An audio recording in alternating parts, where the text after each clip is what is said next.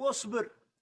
اصبر ما بعد شفت شيء. القادم مذهل، القادم مذهل. بس هذه يا ابو هزار.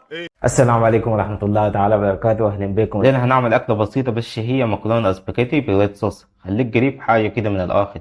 أولا هنجيب بصلتين، واحدة متوسطة والتانية صغيرة. نبدأ نقطع البصل قطع صغيرة وناعمة على قد ما نقدر. بعد ما نقطع البصل نجيب 4 فصوص ثوم ونقطعها بنفس الطريقة بتاعت البصل.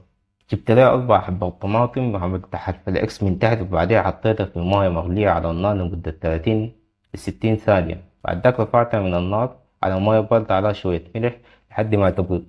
وبعد ذاك قشرتها في صحن تاني. ناسف على قسوة المنظر، بس هنفحص الطماطم لحد ما تبرد كده ونسيبها على جنب. طبعا على النار نكب بكرم زيت الزيتون لحد ما الزيت يحمى. نكب البصل ونبدأ نقلب لحد ما يطرى شوية.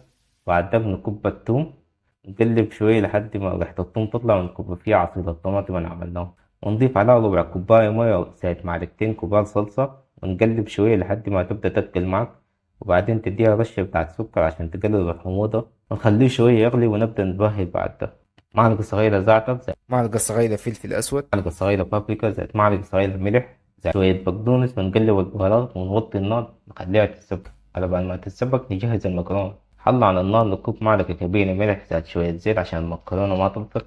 بعد ده نحط المكرونة السباجيتي في النار، وقلبتها بين فترة وفترة وتأكدت إنها كلها مغمورة بالموية وما في جزء طالع. نخليه على النار من 7 ل9 دقايق أو لحد ما تصل لأن طريقة من برا، بس لما تقطمها كده تحس في شوية مقاومة. تأكدنا إنها خلاص نصفي المكرونة ونرجع الطبق.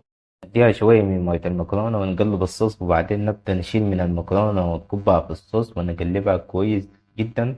بس احنا التقديم حقك تديها لمسة إيطالية من جبنة البارميزان وريجانو، وعليها بقدونس من فوق. وبس كده نجي نجرب بعد ده. عظمة. أكلة سهلة بس شهية. أتمنى إنكم تجربوها. اكتبوا لي آراءكم تحت في التعليقات، وإذا عجبك الفيديو اضغط لايك ومتابعة لمزيد من الفيديوهات. ودمتم في أمان الله.